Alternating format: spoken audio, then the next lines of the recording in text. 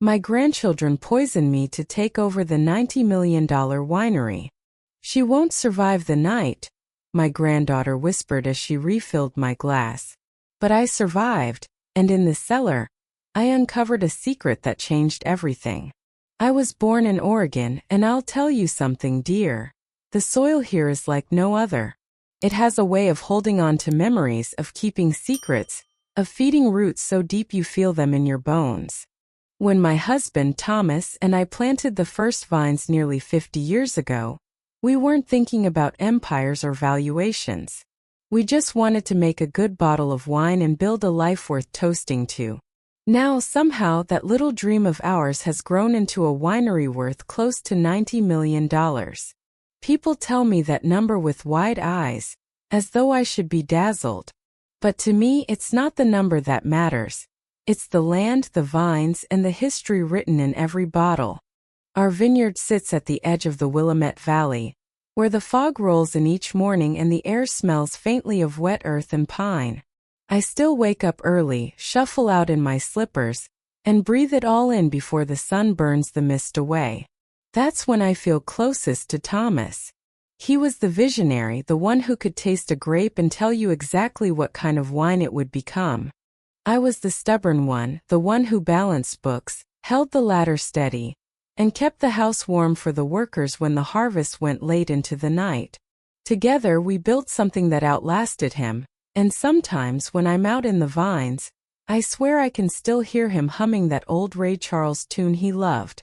Every autumn, we host what's come to be called the Harvest Festival. At first, it was just neighbors and a few local merchants. Long tables set out under the oak trees, platters of roasted chicken, loaves of crusty bread, and pitchers of young Pinot Noir. Folks would sing, children would chase each other between the rows of vines, and by the time the lanterns were lit, everyone felt like family. But as the years passed and our wine began to win awards in Paris and New York, the festival grew.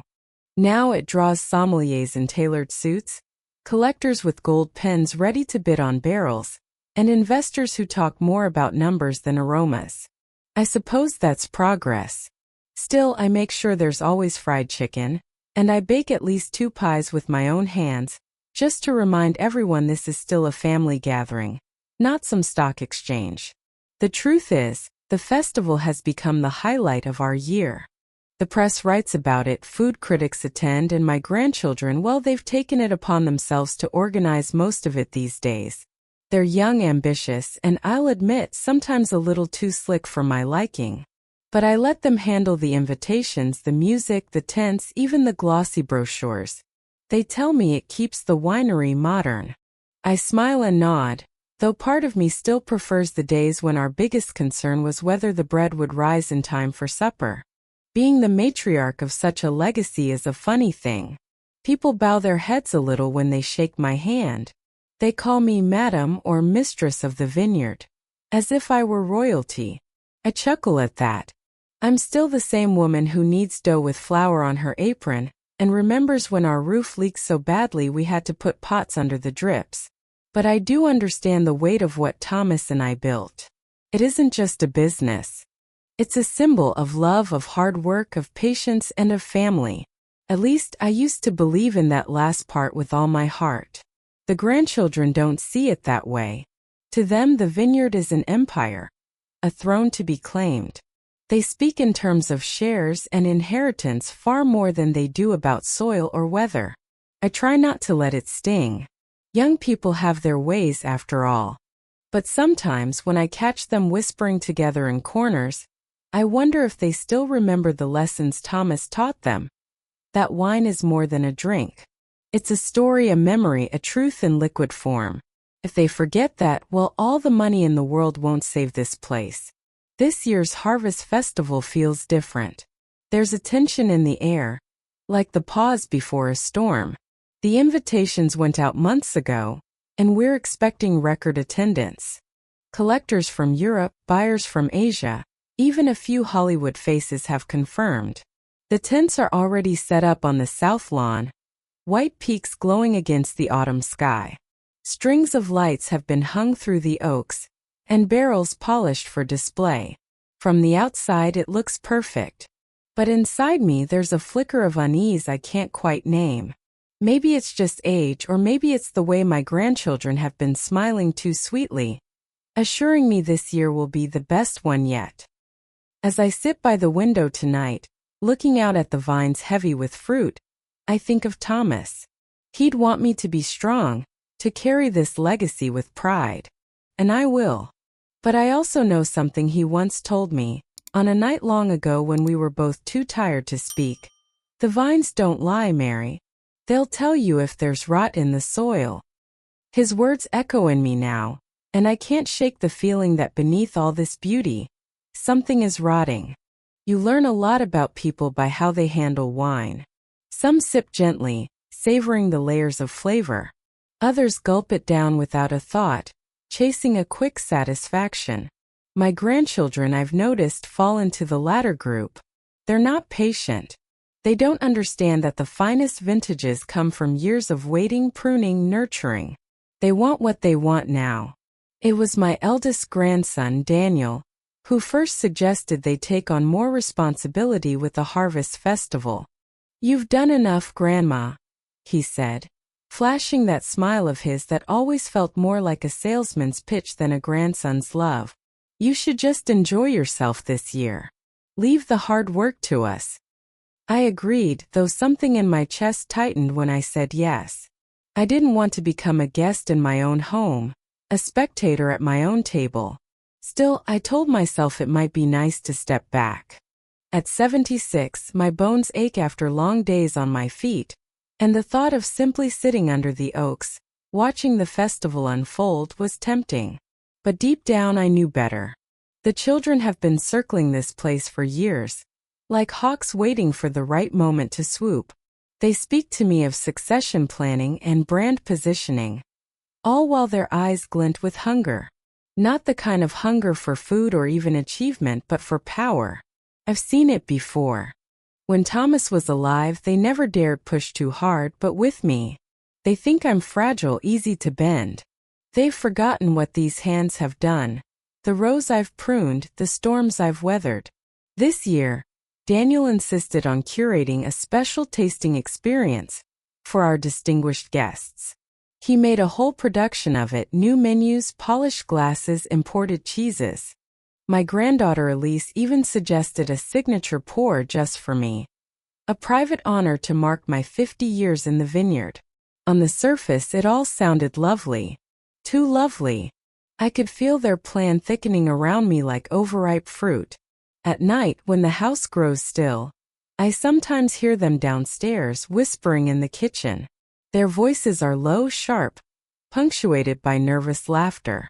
When I walk in, the conversation stops abruptly, and someone changes the subject. They think I don't notice. They think age has dulled me. But a woman who's lived as long as I have learns to recognize conspiracies in the air. I remember the way Elise looked at me last week when she brought me tea.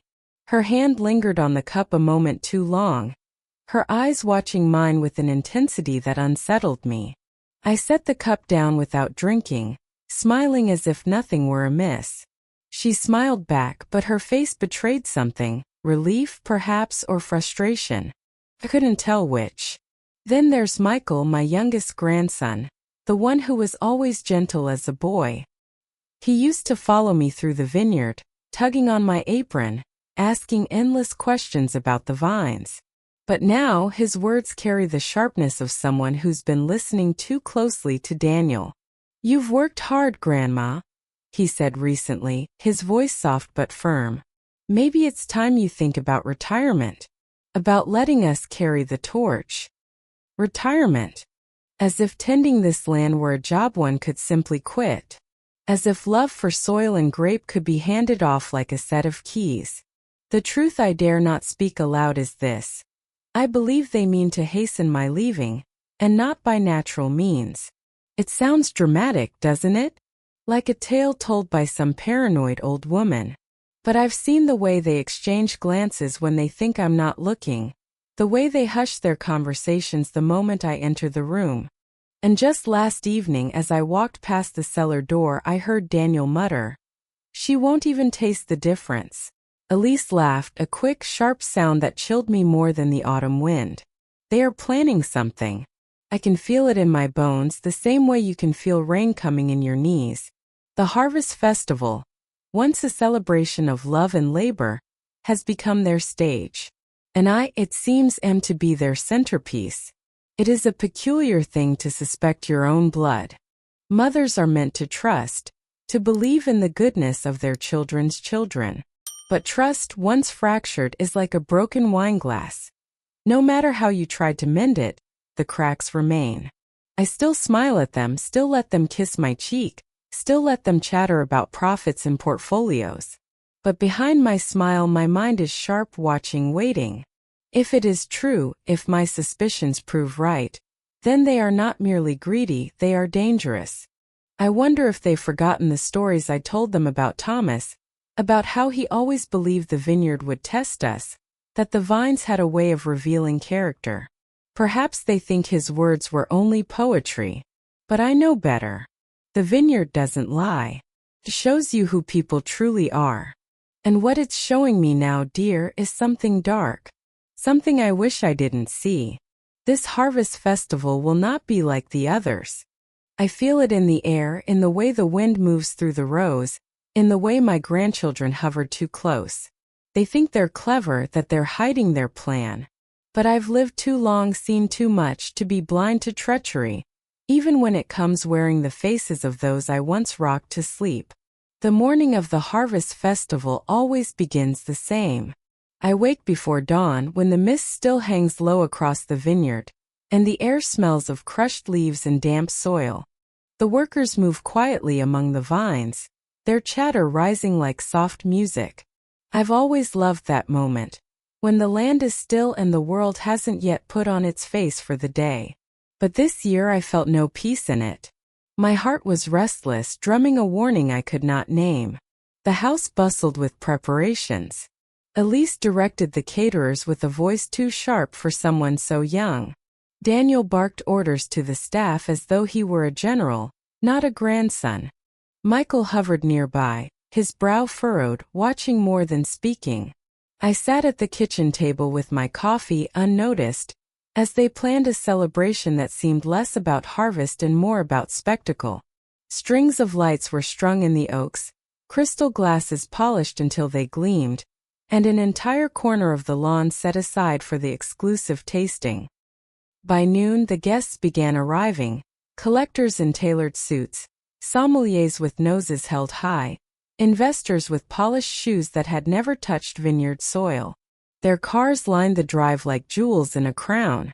Cameras clicked, glasses clinked, and laughter carried across the lawn. Everyone greeted me with reverence, calling me the matriarch, their voices dripping with admiration. I smiled, though inside I felt hollow. They weren't here for me. They were here for the empire Thomas and I had built, and for the promise of profit my grandchildren whispered into their ears. Still I played my part. I shook hands, kissed cheeks, and told stories of the early days, when Thomas and I crushed grapes with our bare feet because we couldn't afford a press. People laughed, charmed, but I could see their eyes drift toward Daniel, Elise, and Michael, the ones they believed would soon hold the reins. Late in the afternoon, the tasting began. A long table draped in white linen stood under the oaks, bottles gleaming in the soft light. Daniel raised his glass, smiling like a man who already owned the world. "This year," he announced, "we honor the woman who made it all possible, our grandmother." Applause rippled through the crowd. My throat tightened. It should have been a proud moment, but instead it felt staged, rehearsed, like a trap disguised as a tribute. Elise carried the bottle to the table herself, her movements deliberate, careful. The label was new, unfamiliar to me. Matriarch's Reserve. I hadn't approved such a bottling, yet there it was, shining like a jewel. She poured a measure into my glass, her hand steady, her smile too wide. "To you, Grandma," she said, her voice sweet as honey but her eyes cold as stone. The crowd lifted their glasses. I raised mine too. The wine was a deep ruby, catching the light in a way that made it seem almost alive. I brought it to my lips. The first sip was rich, dark, with a hint of spice, then bitter, strangely bitter. A sharp heat burned the back of my throat. At first, I thought it was my imagination, the unease I'd carried all week. But then the world began to tilt. My vision blurred. The oak swayed though the wind was still, and the voices around me grew distant. A gasp escaped me as the glass slipped from my hand, shattering against the ground. "Grandma!" Michael's voice cut through the fog, panicked. Hands reached for me, but the ground came first. I collapsed, the white linen and polished glasses spinning out of focus above me. Someone screamed. Others rushed forward. The air filled with shouts. "She fainted. Get help." Too much wine, perhaps. I heard Daniel's voice, smooth, practiced. "She must have had a reaction.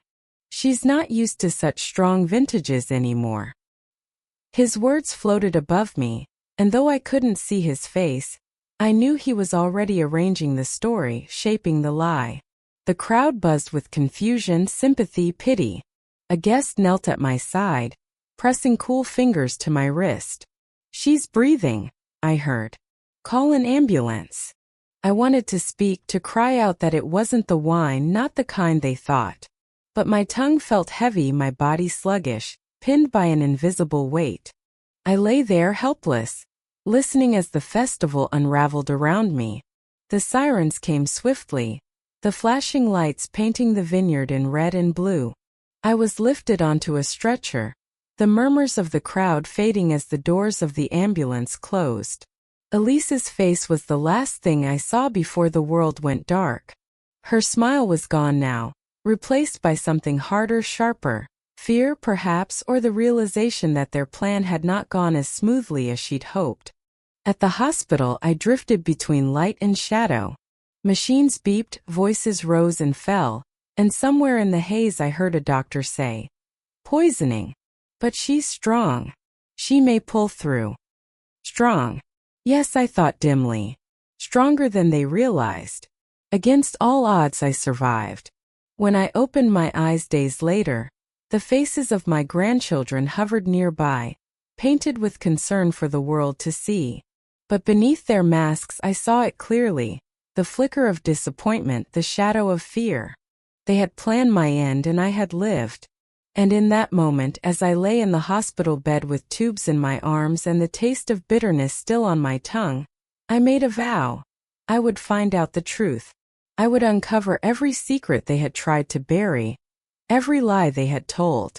The festival might have been their stage, but the story was still mine to tell. The house felt different when I returned from the hospital. Colder. The kind of cold that isn't in the air but in the walls, in the silence that seeps into your bones. The festival tents had been taken down, the lawn cleared as though nothing had happened. Yet when I stepped into the foyer, the echo of laughter and clinking glasses still lingered, ghosts of that poison night. Everyone kept saying the same thing. It must have been an accident, a reaction, a bad bottle. They repeated it like a prayer, each word practiced, polished. My grandchildren in particular spoke too quickly, their eyes never quite meeting mine. Daniel insisted the winery's reputation had to be protected. Elise fluttered around me, pressing tea into my hands I never drank. Michael kept his distance, but I could see his guilt in the way his eyes darted toward me and then away again. But I knew deep down what they had done. A grandmother knows when her blood has turned against her. Still, proof is harder than suspicion, and I've lived long enough to understand that truth hides best in plain sight.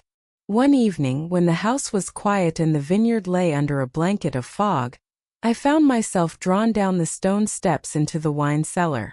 It had been Thomas's domain once, his sanctuary.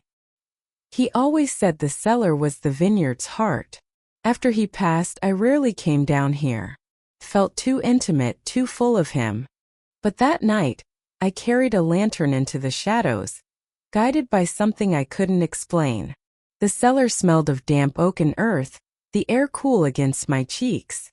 Rows upon rows of bottles lined the shelves, their labels worn by time. Some of them dated back to our earliest harvests, bottles we never sold, saved only for memory. I brushed dust from a shelf and my fingers caught on something strange. A leather-bound notebook tucked between two old vintages. It was Thomas's handwriting. My breath caught. He had always kept journals, pages filled with tasting notes, sketches of vines, little love letters slipped between them. At first, this seemed no different, scribbled notes about acidity, weather conditions, the ripening of grapes. But as I flipped through, I found something unusual. Pages where the words shifted, where tasting notes were replaced with cryptic sentences. Sealed accounts. Barrels no one must open. Numbers that do not belong. My hands trembled as I traced the ink. This was not about wine. Thomas had left a trail, hidden within his journals. Why? For me to find? Or for someone else? I searched further, pulling more notebooks from the shelves. Some were ordinary, but others had symbols in the margins, circles, slashes, marks I recognized from the ledgers Thomas once kept locked in his study. My heart raced. I remembered the way he used to disappear into the cellar for hours, coming back with dust on his hands and a faraway look in his eyes. I thought it was simply the mark of a man devoted to his craft. But what if it was more? Near the back of the cellar, beneath a stack of old crates, I found a box. Inside were slips of paper, receipts, and clippings. At first glance, they looked like shipping records. But when I read closer, I saw the patterns, transactions written in code, initials that matched names I half remembered from overheard conversations, numbers that didn't add up. A chill swept over me, colder than the cellar's air. Thomas had been hiding something. Not just a private account or a few clever investments, but something larger, something he hadn't dared speak aloud. Why hide it here, buried beneath bottles and dust, unless he feared someone might come looking? I closed the box and pressed my hand to the cool stone wall. For the first time since the poisoning, I felt a spark of clarity. My grandchildren's betrayal was only part of a larger story. They had inherited not only a vineyard but secrets Thomas had buried long before they were born. As I carried the notebook upstairs, I felt his presence, not haunting but guiding. It was as though he had left me a message across the years, a whisper in ink and dust. Look deeper. Trust the vines. The truth is here. That night, I placed the notebook on my desk and stared at its cryptic lines. My grandchildren thought they had nearly buried me. But Thomas had left me something stronger than fear. He had left me a map, and I intended to follow it.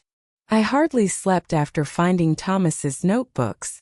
I sat at my desk until dawn, tracing his words with my finger as though he might reach back through the ink and speak to me. The handwriting was familiar, firm, deliberate, but the content felt like a secret life I had never fully known. For years, I thought Thomas was simply a winemaker with a poet's soul, scribbling tasting notes and dreams in his journals. But the phrases I uncovered were not about tannins or harvests. They were codes. I could see it clearly, now that age had slowed me down enough to notice patterns. Numbers tucked into wine descriptions, letters spaced oddly, like a language meant only for the two of us. First, I thought I was imagining it. But then I pulled a bottle from the cellar, one I hadn't touched in decades. Its label, hand-designed by Thomas himself, had a strange flourish near the year, almost like a hidden number woven into the calligraphy. I checked another bottle, then another. Slowly the pieces aligned. The labels were not just art. They were a puzzle. Each vintage carried a fragment, a sequence of digits, a coded name, or a symbol that matched those in his journals. Together they formed something larger, an account. My heart quickened as I realized what he had done. Thomas had built a fortune quietly, disguising it within the vineyard itself. The keys to that fortune had been here all along, hidden in plain sight, waiting to be uncovered. I spread the bottles across the cellar floor, matching them to his notes. My knees ached from crouching, but I pressed on, whispering to him as I worked. "You clever man, you knew, didn't you? You knew someone might betray us. The receipts in the box confirmed it. Investments in foreign companies, stocks purchased decades ago, wire transfers routed through names I'd never heard. At first I couldn't believe it. How had he done all this without telling me? But then a memory surfaced. A night in the early 80s when he came in late from the cellar smelling of dust and wine. His eyes shadowed with something I didn't understand. He'd kissed my forehead and said, "Just trust me, Mary. One day if things ever turn dark, you'll know where to look." I thought he was simply tired, rambling after too much Pinot. But now I understood. This wasn't just money. It was protection. By the time the morning light spilled through the kitchen window, I had pieced together enough to know the truth. Thomas had left behind more than a vineyard. He had left me leverage.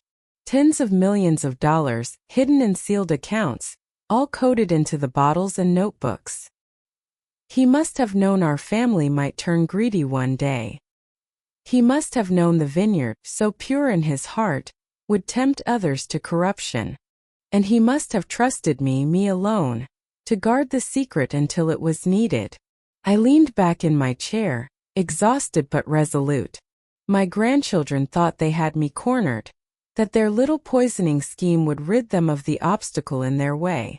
But Thomas, bless him, had anticipated their kind long before they were born. And now his foresight was my weapon. I didn't yet know how deep this went, or why he had cloaked it in such secrecy. But I knew one thing with certainty. I could not confront my grandchildren directly. Not yet. They had already shown me how far they were willing to go. Instead, I would have to move quietly, gathering the pieces, learning the scope of what Thomas had hidden. As I closed the notebook, I pressed my hand over its worn cover and whispered, "I hear you, Thomas. I'll carry this now." The vineyard outside looked the same as it always had. Rows of vines heavy with fruit, the hills glowing under the morning sun. But to me, everything had changed. I was no longer just an old woman with a winery. I was the keeper of a secret fortune, a puzzle hidden in bottles and ink, and with it came power my grandchildren could not even imagine. For the first time since the harvest festival, I smiled. They thought they had nearly buried me, but instead they had awakened something stronger. Their betrayal had unlocked Thomas's secret, and with it my resolve. The vines don't lie, he had told me once, and neither, it seems, did he. I've always believed that when the world begins to unravel, you start by putting on a pot of coffee. That morning, after uncovering Thomas's secret fortune, I brewed the strongest cup I could manage and sat with his notebook spread across the table like a deck of cards. My hands shook a little, but not from fear. No, it was something else, determination, the kind I hadn't felt in years. The question now was what to do with what I'd found. Tens of millions of dollars hidden away, coded into our very bottles, and cryptic mentions of accounts sealed overseas. My grandchildren, bless their misguided hearts, thought they were clever. But this was bigger than family greed. I could feel it. I knew I couldn't face this alone. So I called the one man Thomas had always trusted outside of family, our lawyer, Henry Garrison. Henry was gray-haired now, slower on his feet, but still sharp as a blade when it came to the law. He'd stood by Thomas through vineyard disputes, land negotiations, and even a nasty little trademark battle back in the 80s. If anyone could help me make sense of these records, it was Henry. When he arrived, I laid the notebooks in front of him. He took off his glasses, rubbed the bridge of his nose, and began flipping through the pages. For a long time, the only sound was the ticking of the kitchen clock. Then he looked up, his face grave.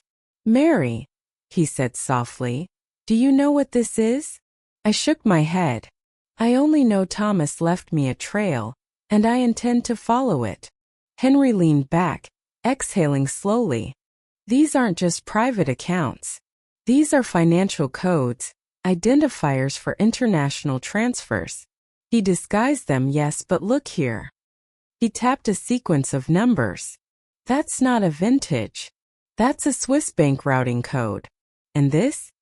He pointed to a sketch in the margin.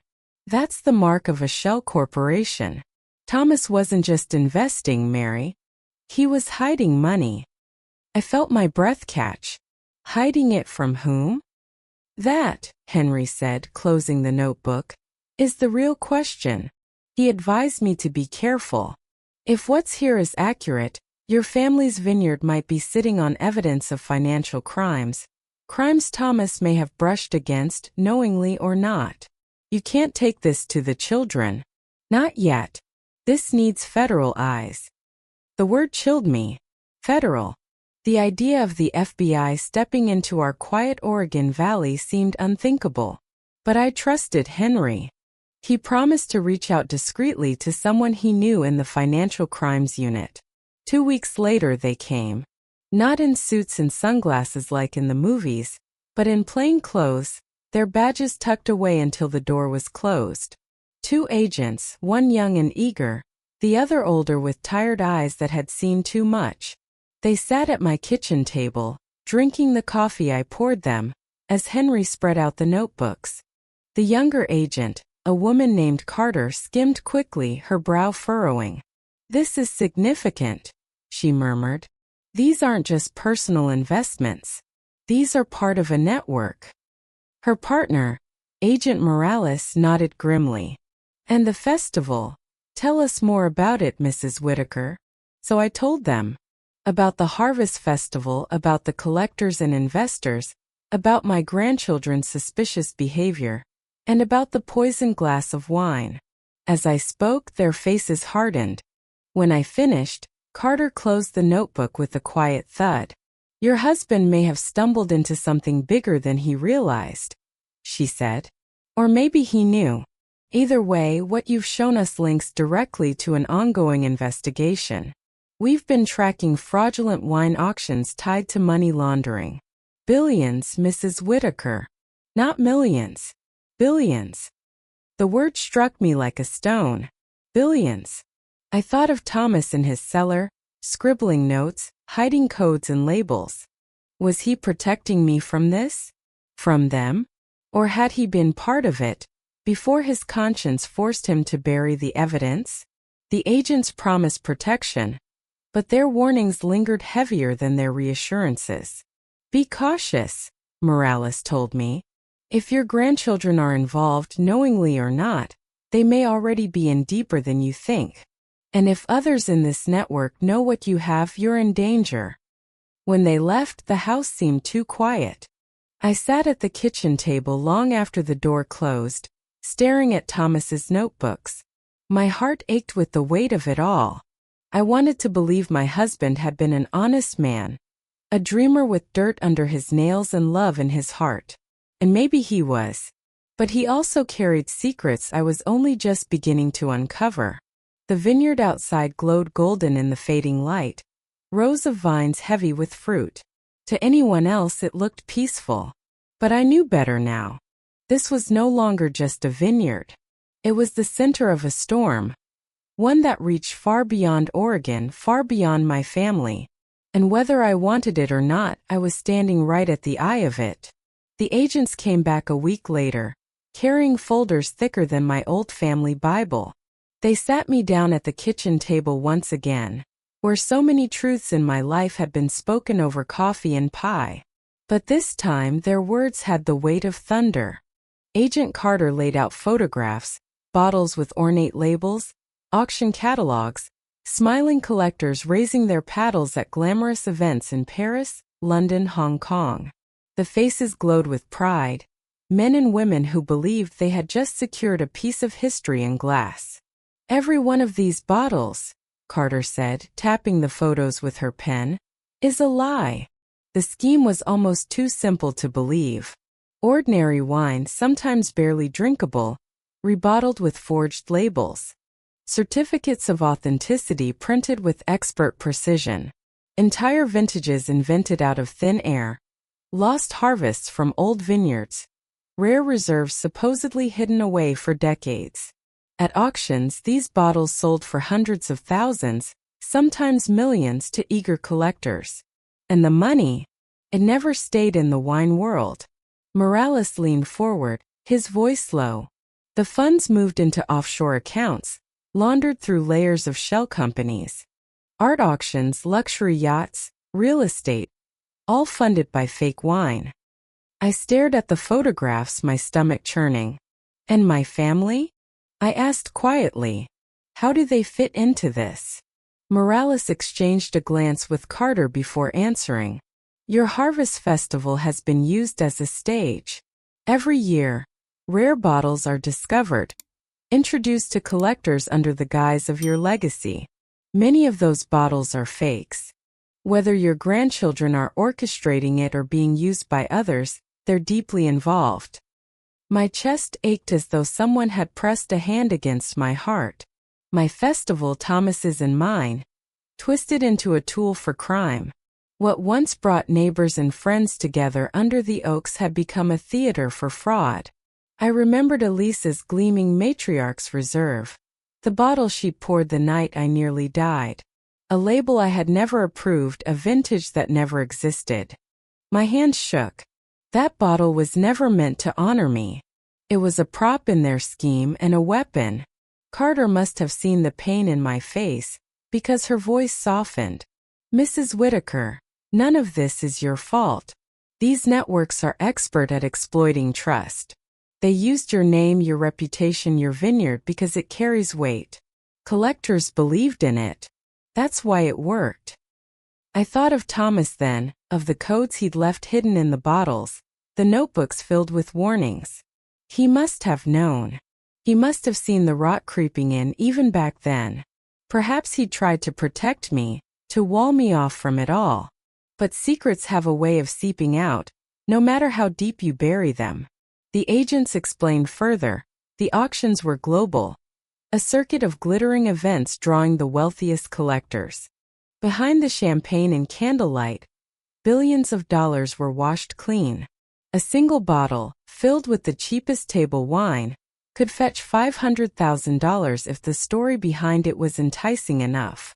And oh, how they spun those stories.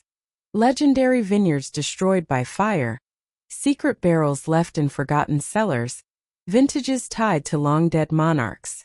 Lies, all of them, dressed in gold foil and wax seals. I sat back, my breath shallow. Thomas used to say wine is memory in a bottle, I whispered. But these are nothing but lies. Carter nodded. Yes, lies with very real consequences. The money laundered through these auctions funds criminal enterprises, smuggling, corruption, even arms deals. This isn't just about greed. It's about power. The words settled over me like ash. My grandchildren had not only betrayed me, they had entangled our family's vineyard in a web that spanned continents. And whether they knew it or not, they were serving as pawns in a game far larger, far darker, than any of us had imagined. When the agents left that evening, I remained at the table long after the last car disappeared down the drive. Outside, the vine stood silent under the fading sun, heavy with fruit that would soon become wine. Real wine. Honest wine. The kind Thomas and I had bled and sweated to make. I touched the edge of his notebook, still open beside me. He had hidden the truth in those pages, not to burden me but to arm me. My grandchildren thought they had nearly silenced me, but they had awakened something stronger. A determination to defend not just my life, but the soul of this vineyard. The fraud was international, yes, but its roots had wrapped themselves around my home, and I would not let them strangle it. The numbers the agents spoke of haunted me more than the poison that nearly ended me. Billions, they said. Not thousands, not even millions, billions laundered through bottles of counterfeit wine. It was almost incomprehensible, like trying to imagine the ocean while holding a teacup. But the proof was in their files, in Thomas's coded journals, in the two perfect smiles of my grandchildren. I would sit at the kitchen table at night, the ledger of our own vineyard open in front of me, and wonder how something so small, so honest in its beginnings, had become part of a machine so monstrous. We started with 10 acres, Thomas and I, working the soil with our own hands, praying the vines would take. Now, somehow, those same vines had become the gateway for a global deception. Agent Carter had tried to explain it in plain terms. Imagine Mrs. Whitaker. A collector in Hong Kong buys a rare Burgundy for $1, $2 million. The wine inside isn't worth $10, but he believes the story, and the certificate convinces him. The payment goes into an offshore account in the Cayman Islands. From there, it's split, disguised, funneled through companies that exist only on paper. By the time it resurfaces, the money is clean, ready to buy property in London or a jet in Dubai or to fund something darker. Weapons, trafficking, bribes. Her words left me cold. I thought of those glittering auction halls, of men in tuxedos and women in gowns, raising their paddles with pride. None of them realizing their indulgence was fueling corruption across the world. Morales, the older agent, put it even plainer. This is organized crime dressed up in silk and crystal, and your family's festival has been one of its doorways. The betrayal sat heavy on my chest. My grandchildren weren't just greedy, they were complicit. Whether willingly or out of ignorance, they had let wolves into our vineyard. And when I nearly died that night under the oaks, I realized they might have already chosen their side. I remembered the look in Elise's eyes as I collapsed. Not shock, not horror, but calculation. And Daniel, smoothing the crowd with his practiced charm, spinning a story before the ambulance even arrived. They hadn't panicked, not truly. They had adapted, as though they'd rehearsed. And Michael, dear Michael, his face still flickers in my mind. He had looked frightened, yes, but also torn. A boy caught between loyalty and ambition. I wonder if there's still something of the child who once ran through the vineyard rows, clutching my hand, asking if grapes could hear us when we sang. The FBI continued their work quietly, piecing together the puzzle with Thomas's journals as their map. Each week they'd update me. Another account uncovered, another shell company exposed. They spoke of money flowing through Europe, Asia, South America. Wine crates that never existed. Vintages invented whole cloth. And behind it all, names of people with power and reach far beyond Oregon. Over the last decade, Carter told me one evening, her voice steady, billions have been moved through this network. What began as fraud has become one of the largest laundering schemes in the world. And your family, your grandchildren, are right in the center of it. I sat very still, my hands folded in my lap. My heart was pounding, but my voice when it came was calm. Then it must end here. They looked at me, perhaps expecting an old woman's fear. But I am not afraid, not anymore. I've lived long enough to know fear is useless unless it moves your feet or your hands. And I will use both if I must. That night I walked the vineyard alone, the moonlight silvering the rows. I spoke to Thomas as though he were still beside me. You knew, didn't you? You saw the rot coming. That's why you hid the truth in bottles. Why you left me the trail. I paused, running my hand along the rough bark of an old oak. Well, my love, I found it. And I will see this through. The world may see me as a frail grandmother, a relic with a vineyard. But I carry something they underestimate. Memory, persistence, and a legacy that was built with sweat and love. The billions they laundered may stretch across the globe, but their roots wind through my soil. And I will not let them strangle it any longer. The following autumn came faster than I expected. Time always rushes by in the vineyard. One day the vines are bare, the next they're heavy with fruit. Yet this year, every passing week carried me closer to a reckoning. The FBI had spent months preparing their case, piecing together evidence from Thomas's journals, my grandchildren's dealings, and the web of fake auctions across the world.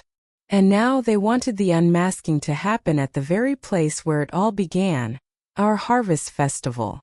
When Agent Carter told me their plan, I nearly laughed. A raid here? Among the oak trees and wine barrels? Her expression didn't soften.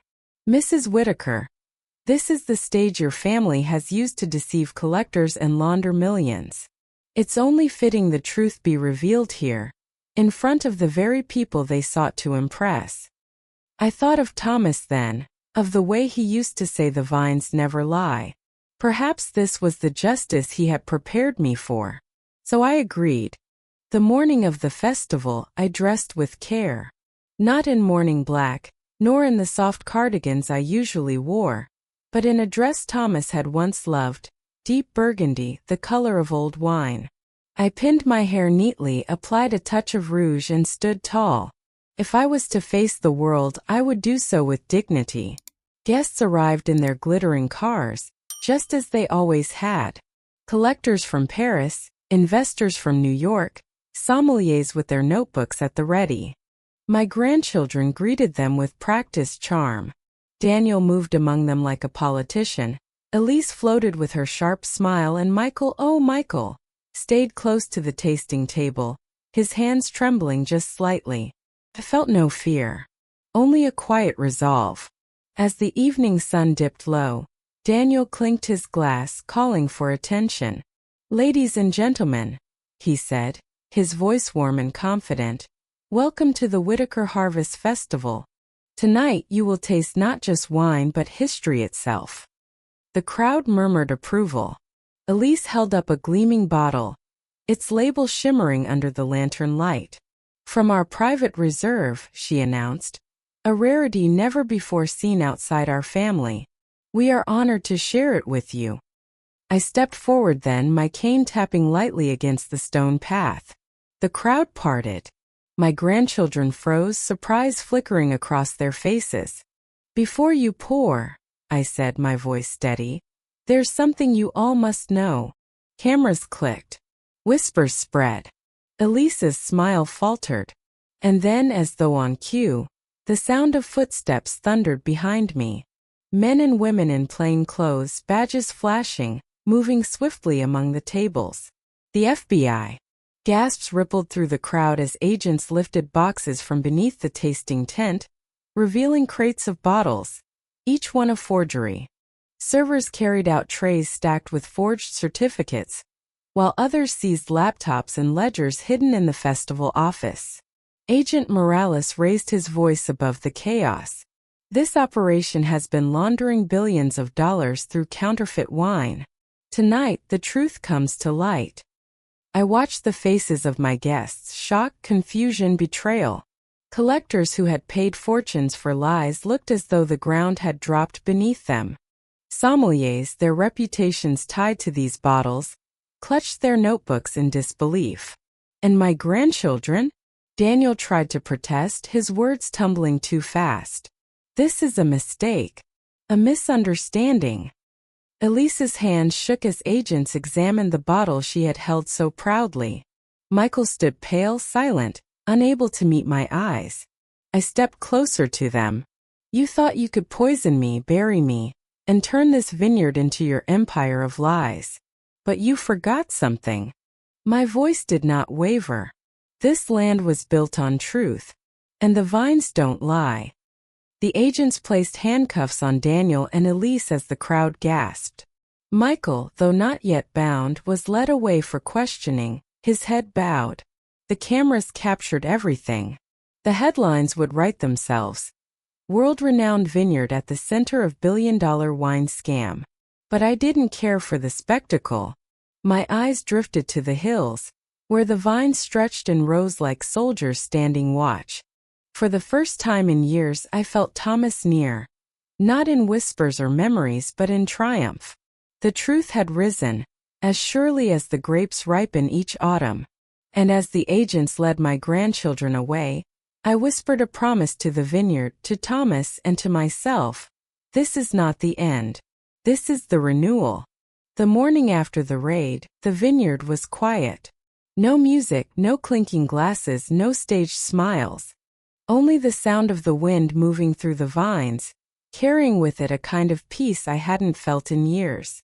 The FBI trucks were gone, my grandchildren were in custody, and for the first time the vineyard felt like it belonged to me again.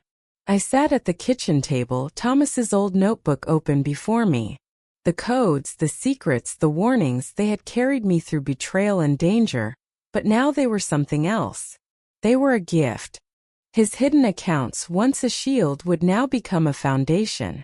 When the newspapers came, I didn't hide. I stood on the front steps and spoke plainly. Yes, my family betrayed me.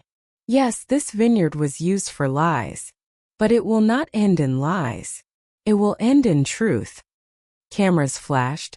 Pens scratched across notepads, and I felt no shame. The world could see me as I was, a grandmother who had lived, endured, and chosen to fight back.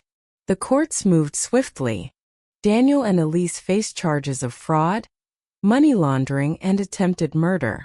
Michael, my youngest, admitted his part and chose cooperation over silence. It broke my heart to see them in chains, but some wounds must be opened before they can heal. And me? I reclaimed full control of the winery. With Thomas's hidden fortune now in my hands, I made a decision that felt as natural as breathing. We would create the Whitaker Foundation, dedicated to authentic winemaking, to protecting small vineyards from exploitation, to teaching the next generation that wine is not about greed, but about patience, honesty, and love of the land. On the first day of spring, I walked the rows of vines with my hand brushing against the leaves. The soil was still damp, the air cool, but there was life everywhere. Renewal. That was Thomas's legacy, and mine too. I am 76 years old, and I have faced betrayal, poison, and secrets buried deep. Yet here I stand with the vineyard golden in the sun, stronger than ever. The vines don't lie, and neither do I.